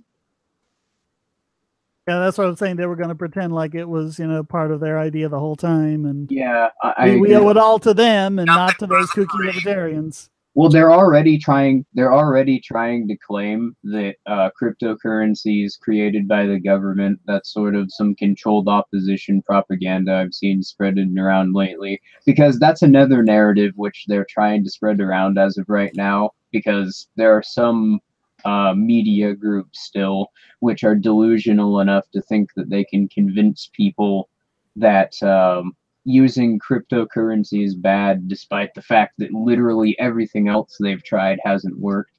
So another way of propagandizing through the media they've been attempting is to try and convince people that it's not as secure as they think that it is. That you can still be spied on through the blockchain. It's very weird to think that that's the angle they're going. If it's a completely public blockchain like Bitcoin, then yeah, you can do it. But you know, I think with with Monero, they've actually found ways to break the privacy. But Dash's private send. Well, the problem with that is that in order to actually, you know, monitor transactions, you would need to know their wallet address. You would need to know the time the transaction occurred, and you would need to know how much was occurred. Otherwise, the transactions you monitor in the book, it's useless information. It doesn't prove anything. Well, all you really need is one of them in the chain, and then you can follow it. But you know what Dash did right was in making it inconsistent amounts, because what Monero and some of the others are doing, it's still like the case if you went to Walmart and you paid for something and you got $4.37 change, and the cashier gave it to you in the form of a $4.37 bill, and then you know you turn around and spend that at a gas station or something. They could look at that and say, "Hey, wait a minute! I bet you that's the same guy." You know, even though there's no other identifying remark, you can say this is the same guy that's spending at Walmart. What Dash does with private send is divide it into, just like we do with money, and we have like ones, fives, and 20s, and nickels, dimes, things like that. They divide it into separate, you know, transactions of 10 dash, 1 dash, 0.1 dash, 0.01 dash, and mix it all that way. So since you're using these discrete these set denominations that match all of these other things, there's no way you can tell that. So if you get, you know, a $5 bill and change from Walmart, spend it over at the gas station, they have no way of knowing if that's, you know, the same $5 bill. So it's that same kind of thing.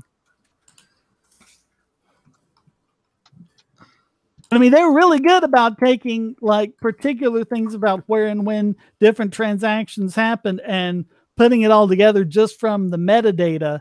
You know, so never underestimate that.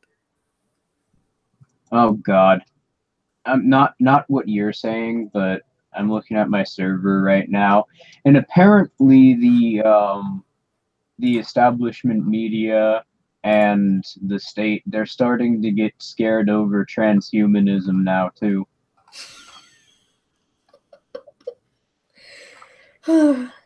Wonderful. Transhumanism, the final corporate takeover. Here's what you need to know. Okay, since Styx Hexenhammer 666 made a video on why he hates transhumanism, that pushes me more towards transhumanism. I'm just saying. What kind of transhumanism are they talking about? I don't know. What was that? I didn't know. What kind of transhumanism, SO, in that you were reading? Let me look, because is it like the upload our brains into computers type, or what? Yeah, that's a fair question, because I think a lot of people are thinking like how Mom in Futurama sold cybernetics, and she used those to control people.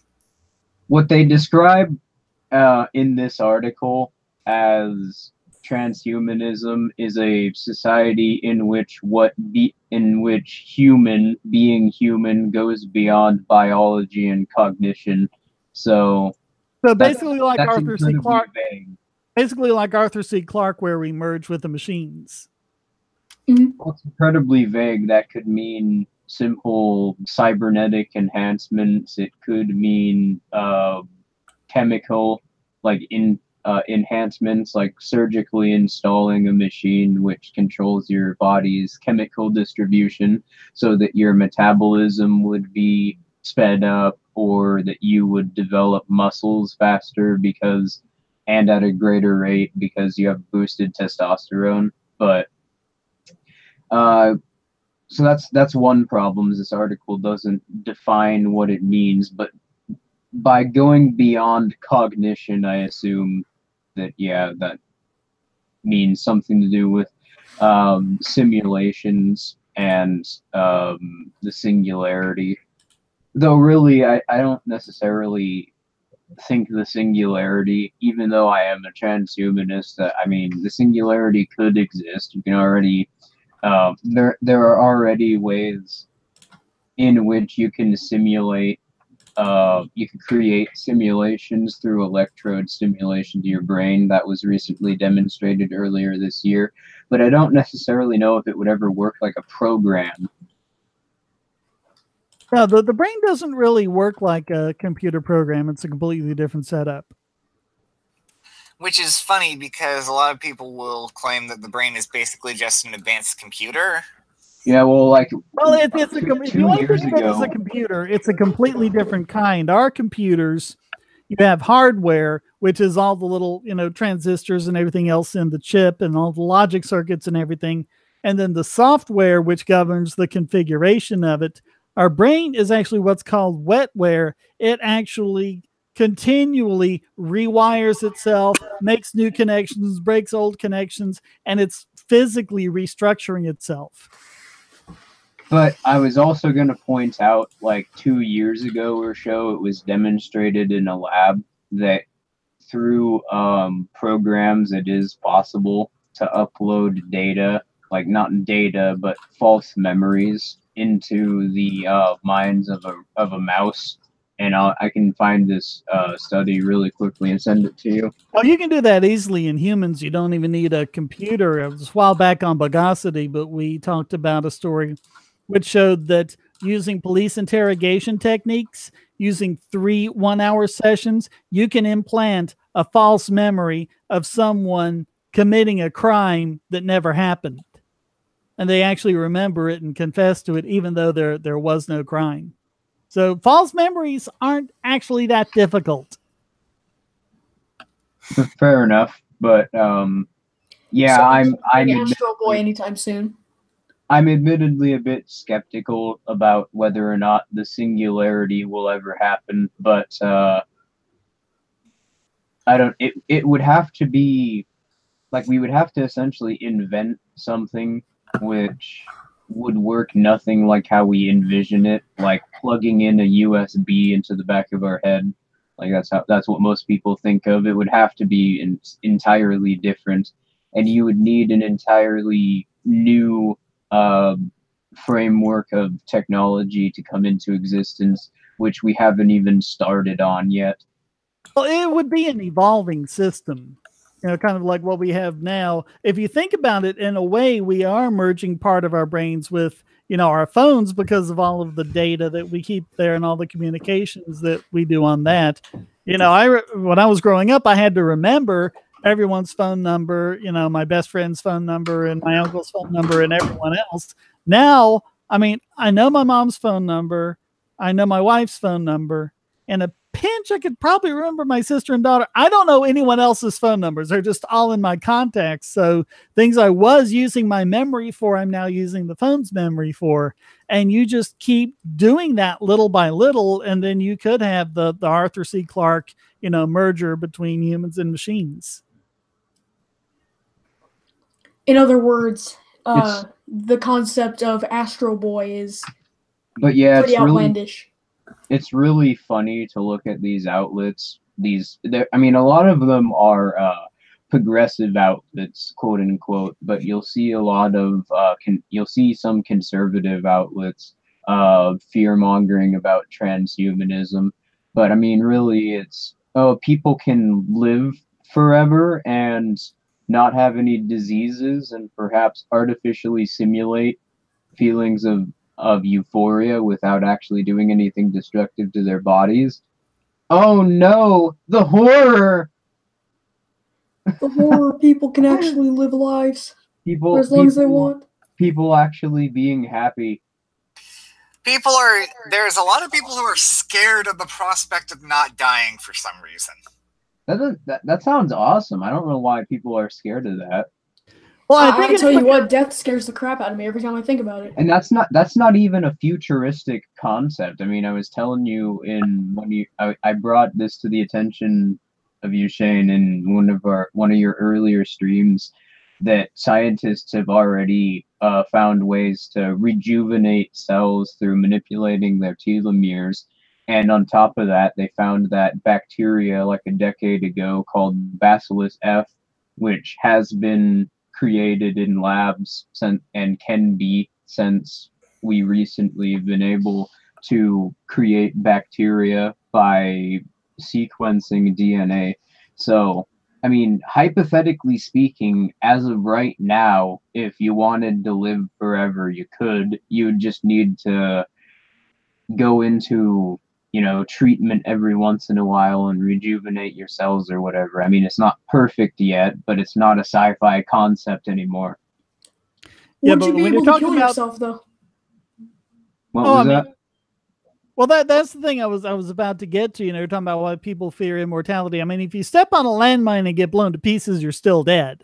Oh, And I think this is because science fiction has really usually taken one of two ways, which is one way is the lonely immortal, you know, who keeps going while everyone he ever loves is gone. But that would be a different thing if everyone is immortal. And the other thing is the immortal who can't die no matter what happens. You know, he gets blown off and his head, you know, is at the bottom of a landfill or something, but he's still living there for all eternity. No, I mean, that's ridiculously impossible there. that's not going to happen. But yeah, I've the few people that I've spoken to, like in my everyday life, about that concept of being ageless, that's a very weird sort of programmed response I've heard from people.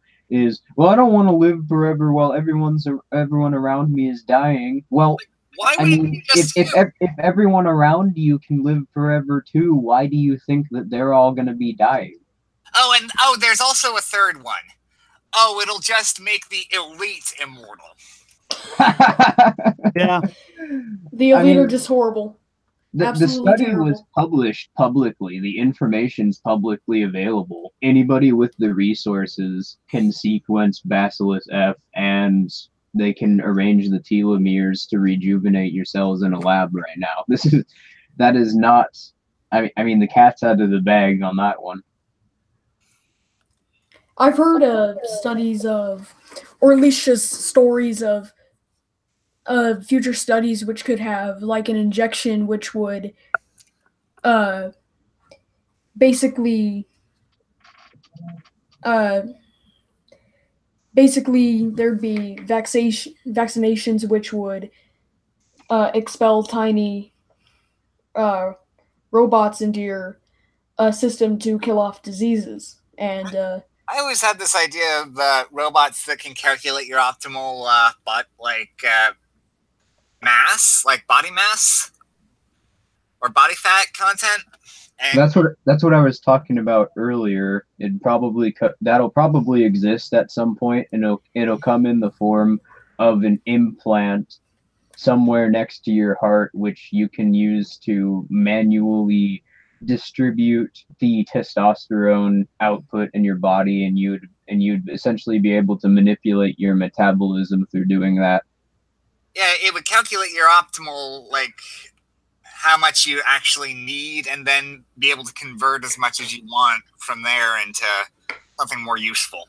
Oh, and that's especially the one that I'm looking forward to the most, being able to eat anything and then losing weight afterwards.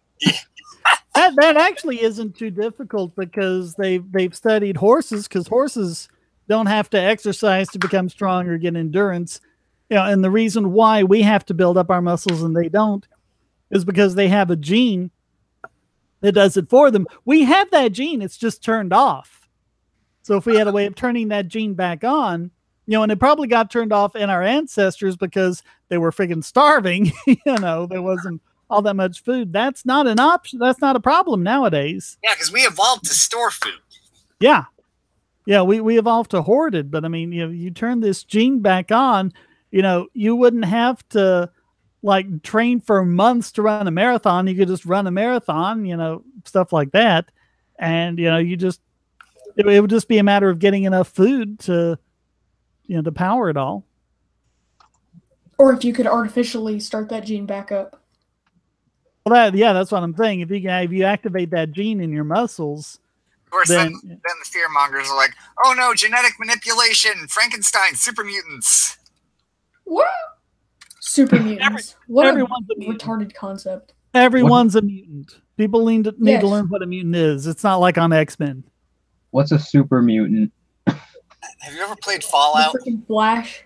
Oh, The something living on- violation no, of. I don't know what it is because I haven't played Fallout. They're basically these people who were dipped in vats of what's called forced evolutionary virus, and they turned into these monsters. But that's going to be an even stranger concept, which I think that this. I'm not super mutants, but when you starting to talk about artificial evolution now, and that's something which transhumanism or essentially just innovation after the state will bring, and that is the ability to artificially induce evolution. Because I mean, you saw recently that scientists have been able to gene edit babies in a lab. So I mean, it's already possible, but parents are not going to want to create babies which are susceptible to diseases or could potentially not be very intelligent or could potentially be born with a maybe fatal defect. So I think that it'll become more and more common for babies to be grown in labs, but immune to every disease, with IQs hundreds of points higher than should be normally possible, perfect metabolisms. You'll essentially get a new race of humans. And then you'll have fearmongers who would say, oh, but the parents wouldn't have any incentive to take care of them anymore since they're not their own. They don't completely know how. But they'd still be your children. They don't know how.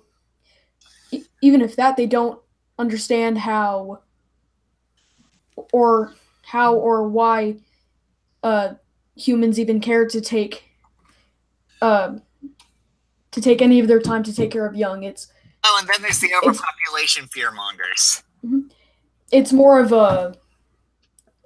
a physical application, and that's why, because specifically, a newborn child has a larger head and their eyes are farther apart, which is basically nature's way of making something cute so people take care of it. That's basically how it works. Yeah, and that's why you also have dog breeds with like the big bulgy eyes, like Chihuahuas or the pug or stuff like that. Actually, a Chihuahua's large eyes, as far as from what I understand, give them a predisposition towards having eye problems. Oh, my Chihuahua different. My mother's Chihuahua would disagree with you on that. There's one, I forget which breed it is, but the eye is actually prone to popping out. Pugs. Was it pugs? I was thinking of something else. Of pugs where That's horrifying. You can't put a normal leash on them. That's why every pug you see is always wearing a harness, because if you put a leash on them and you pull on it, their eyes will just straight pop out of their heads. But I mean, they teach you this procedure about, wetting a paper towel and holding that on the eye until you can get them to the vet to keep the eye from drying out. Yeah.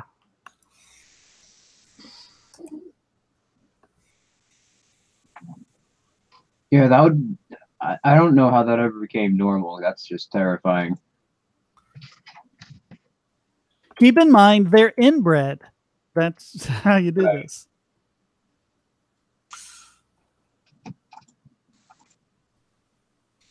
Well, I mean, I wonder what they used to look like.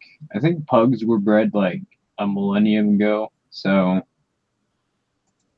let me look that up, actually, exactly when they were bred.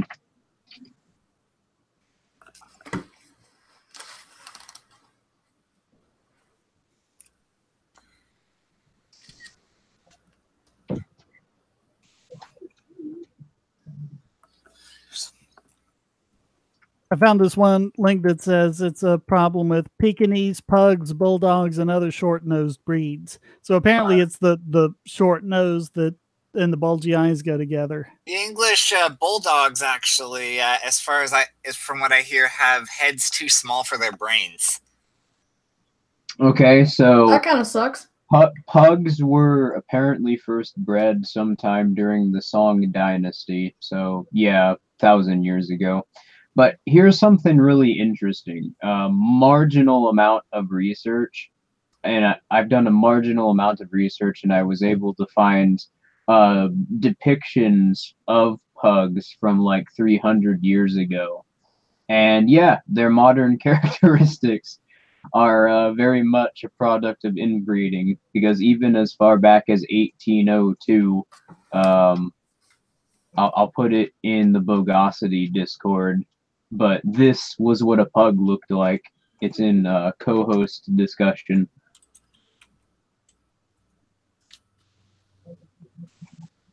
All right, I'll get that. Yeah, so that's a pug from 1802.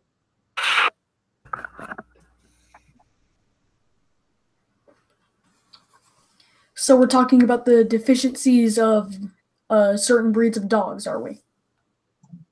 Oh, Well, I mean, this isn't even really controversial at this point. I mean, even freaking Adam Ruins Everything did a segment on it. I mean, that's not. Yeah, this is pretty common. This is common knowledge at this point. admittedly, Yeah, and I mean, if you I know it's have a common pure knowledge, if you have a purebred dog, the dog is going to have more health problems and a shorter life than a mixed breed of, comparable size and everything. But, if you just get some genetic variation in there, because, I mean, the problem with inbreeding is you've got all of these genetic defects. And, if you've got a good gene pool to work from, then even if you have one bad copy of the gene, the other copy might be good and might compensate for it. But if you're just keeping them to this, tiny breed, like my Chihuahua, whenever he runs, his rear left leg, he lifts up and runs on the other three because he has knee problems. That's something that's very common to Chihuahuas, and it's just because of, some bad gene that got in there as they were breeding them. And, if you breed it with other dogs that don't have that problem, then you can actually remove that trait, but then it's not a purebred anymore. and admittedly,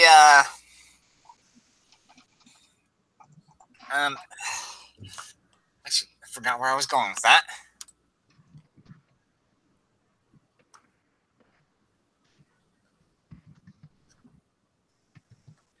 And I think, and this might be the case judging from this picture too, if you make a lot of changes like that just in a century or two, and you're really doing it that fast, you can really build up the genetic defects.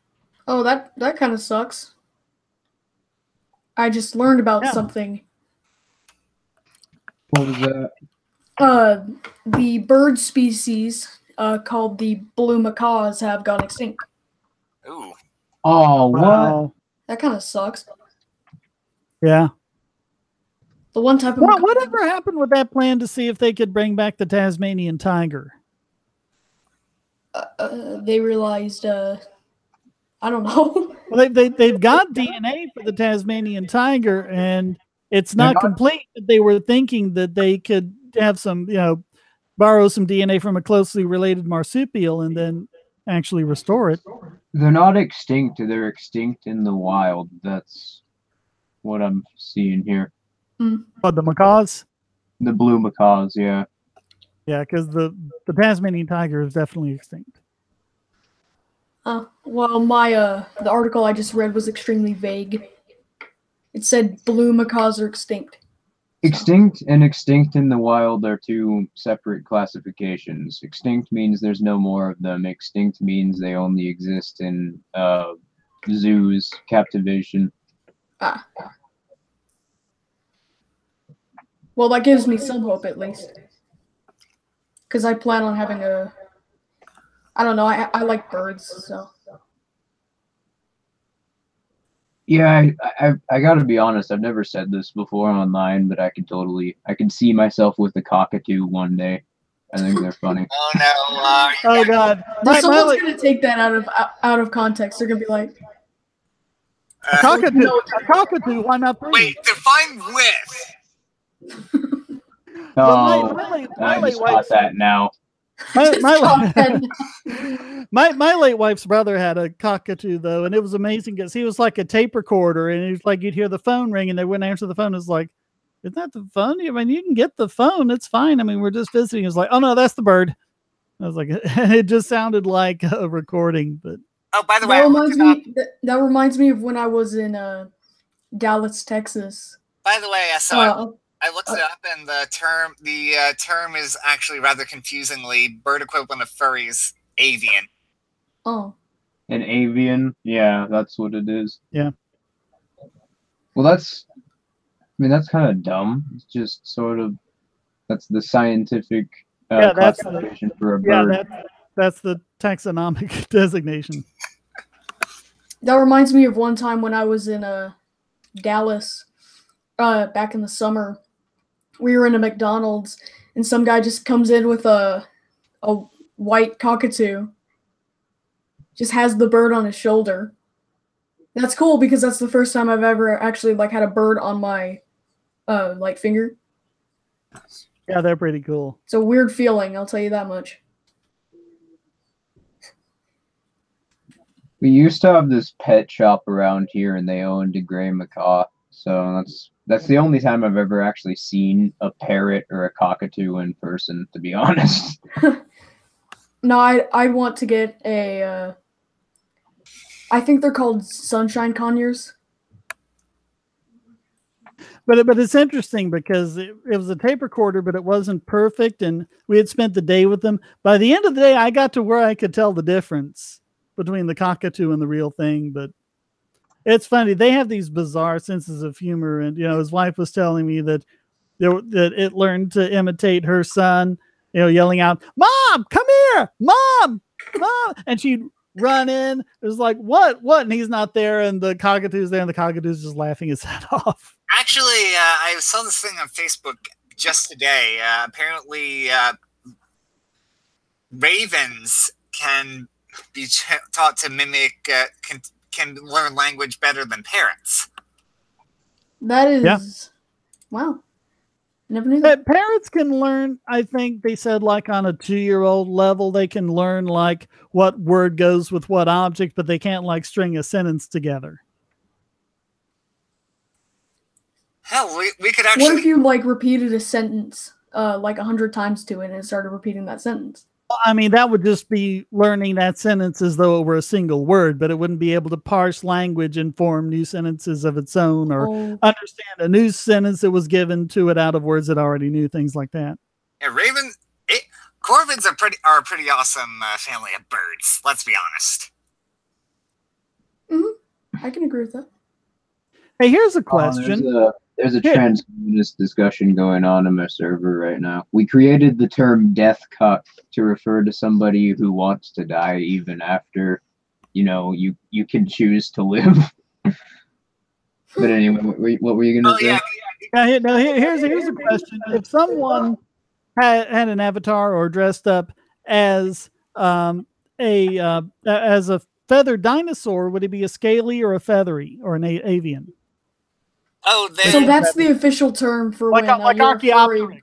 If someone was Archaeopteryx, would that be an avian or a scaly? That would probably be a scaly, because I mean that design for that, it seems feathers would be more of the cosmetic, would be more of a cosmetic feature. I mean, I am very well aware that that's an actual species you're talking about, but people would see it as a dinosaur and not a bird, so it would be considered a scaly. Also, regarding death cucks, there's another variant I just remembered. Those who say that they'll just get bored. It's okay, you have some weird priorities, my guy. All right, 2 minutes left, so let's get some final thoughts in. Okay, I got one. Shit. I forgot as soon as I said it. That thought. Yes, well, how cogent. Very intellectual. Well, I'm SO, and this was the first thing that I did today, which is why my thoughts sort of sounded kind of rambling, but Yeah, first it's kind of rambly. But yeah, I got that video on Noam Chomsky coming out probably later tonight. So if you wanted to see a good libertarian refutation of some of his most bullshitty arguments, then that would be, you know, a video that you'd probably interested in. Daniel, you got anything to close out with? Well, first, it's the first or second thing I did today after having a cup of coffee. It was fun getting in on all this with all you guys. Admittedly, between like SO, Atomic, and I, we always seem to turn this into a transhumanist conversation. Yes. Well, I mean, I think that's our new recurring thing to replace the Civil War. We stopped mentioning the Civil War in every single hangout. Now we're mentioning transhumanism.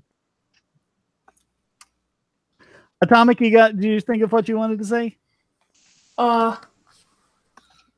Yeah.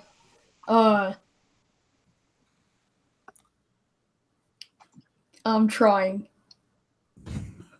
Well, I'm gonna have to close out here. So. Okay. I got one. buy Bitcoin. That's Hi, Dash. Bitcoin sucks. okay. Ethereum is my favorite cryptocurrency, and that's why you should unsubscribe from me. What do you like about Ethereum? I like its cheapness, and I like the fact that it doesn't jump around as much as Bitcoin. I don't know. From what I've seen, they all pretty much go up and down together. Also, I think that's because you've got services like Changelly and Shapeshift that make it real easy to go from one crypto to another. So if one goes up, everyone buys and sells and brings it back into balance. who wants to be in If anyone here is looking on getting into coin mining, a really profitable one to mine right now is Pascal coins, especially in a pool. I may look into that. Yeah, you can make like $1,000 a day from doing that. It's ridiculous. Also, who wants to get in on a betting pool for when Atomic's voice breaks? Hey, I'm still waiting on my voice to break. What are you talking about? That's fair. Don't worry, you will most likely hear my video break very soon. Actually, I just heard the I crowd. made myself do that, by the way, so. Yeah, it was a joke. He was joking with us. All right. Thank you, SO, Atomic, and Daniel. Thanks also to, let's see, who stopped by earlier. There was Charles and Hoplu. They were here as well. Also. Yeah. Thanks to everyone who participated in the chat. Thanks in particular to the super chatters for donating. And of course, the patrons who support me and everyone else who donates. And of course, the viewers who make all of this meaningful to begin with. Thank you so much, and we'll see you next month.